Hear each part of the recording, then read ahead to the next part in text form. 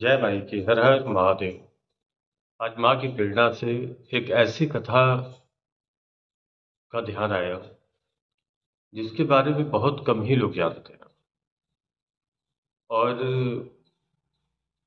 ये भगवान पुरुषोत्तम श्री रामचंद्र की बड़ी बहन। तो इनका क्या योगदान था, क्या कैसे था, इसके विषय में बहुत ही कम लोग जानते हैं। इनका आज भी एक मंदिर है, वो प्रयागराज से 40 किलोमीटर लखनऊ रोड पे ही है। उसी बगल में एक गंगा नदी भी है और वहां पे दर्शन करना बहुत ही शुभ माना जाता है। लेकिन इनके बारे में लोग बहुत कम जानते हैं। तो इनकी कथा क्या थी और ये कैसे हुआ, इसके विषय में मैं थोड़ा सा आप लोगों को बताना चाहता हूँ। तो सर्वप्रथम इनका नाम था माता शांता। ये रामचंद्र की सगी बड़ी बहन थी। और इनकी कहानी कैसी थी। जब दशरथ जी को प्रथम संतान हुई थी, महाराजा दशरथ को, तो वो पुत्री हुई थी। और जब पुत्री जो हुई थी वो पैर से थोड़ा विकलांग थी। बहुत सारे वैद्यों ने आया, सारा उपचार किया, सब कुछ किया, लेकिन उसका कोई निवारण नहीं निकल रहा था। कारण क्या था इसके पीछे। इसके पीछे कारण ये था कि माता कौशल्या और महाराजा दशरथ एक ही गोत्र के।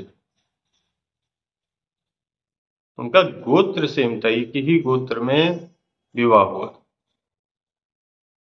उस कारण से उस कन्या को पैर में विकलांगता की समस्या थी, माता शांता को। तो एक ऋषिवर आए, बहुत माने जाने ऋषिवर थे। तो उन्होंने कहा कि इसका एक ही निवारण है कि अगर आप अपनी पुत्री को किसी को कोई भेंट कर देते हैं या दे देते हैं, बच्चे को, जब वो छोटी थी, बाल अवस्था। तो महाराजा दशरथ के एक सहपाठी थे, उनके बचपन के मित्र थे, महाराजा राम गोप सेठ।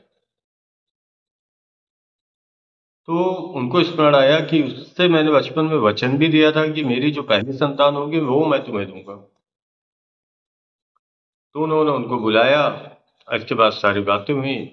अब वो भी बड़े प्रसन्न हो गए। उनकी कोई औलाद नहीं थी, ना पुत्र था ना पुत्री थी, कुछ नहीं था उनका। वो पूरे राज्यपाट के एक अकेले राजा थे। उनको बहुत चिंता था कि मेरे वंश का क्या होगा। उन्होंने बड़ी प्रसन्नता से माता शांता को गोद ले लिया। और इसके बाद जब उनके राज्य में वो चली गई और वहां पे उनका उपचार हुआ, वो पूर्णतः सही हो। तो एक बार उनके राज्य में, माता शांता के राज्य में, बहुत बहुत ही भयानक अकाल आ गया। उस अकाल की वजह से सब कुछ उनके राज्य का तहस नहस होने लगा। उसका कोई विकल्प नहीं दिख रहा था। तो एक ऋषि थे जिनके बारे में कहा जाता था कि अगर वो आगे तपस्या कर देंगे तो यहाँ का राज्य सही हो जाएगा, हवन कर देंगे, यज्ञ कर देंगे। तो बहुत लोगों के वहां जाने पर भी वो नहीं आए। फिर माता शांता ने उनको किसी तरह से मना के अपने राज्य में लेके आए। और वहां पे उन्होंने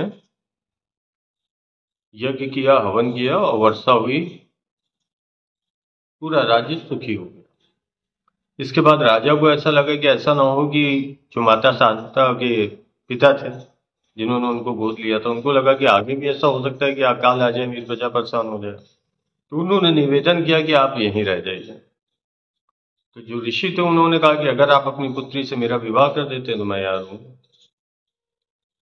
अब राजा ने सोचा कि हमारी कन्या इतनी प्यार, लाड प्यार से पली है, ये कैसे हो सकता है। फिलहाल माता शांता ने कहा कि नहीं, मैं राज्य के लिए और मैं भी ऋषिवर को पसंद करती हूँ, मैं इनसे विवाह करूँ। उन्होंने विवाह कर लिया, वहीं रहने लगे।